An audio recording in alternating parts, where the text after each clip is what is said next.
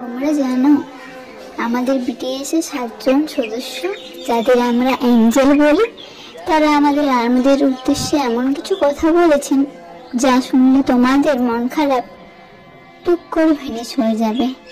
আরিন একবার বলেছিলেন, যদি আমাদের আর্মি কাঁদে, আমি মন থেকে চাই আমি যেন তাদের ভরসা হতে পারি।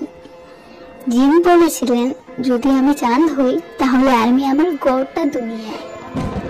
জিহুক বলেছিলেন, জীবনে যদি সুন্দরভাবে বাঁচতে চাও তবে তোমার হাসতে শিখতেই হবে, চাই সেটা মিথ্যে হাসিই হোক না কেন।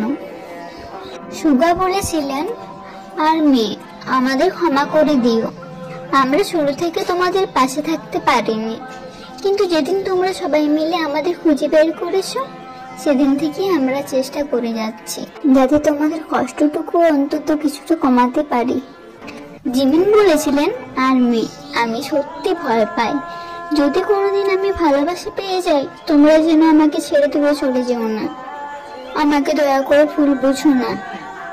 তেয়াং বলেছিলেন, যদি কেউ তোমায় জিজ্ঞেস করে তোমার বয়ফ্রেন্ডকে, তুমি আমার নাম নিতে পারো, কিন্তু এটা মনে রেখো আমি আইডল, তোমার বয়ফ্রেন্ড বা হাজবেন্ডের মতো ভালোবাসতে পারবো না।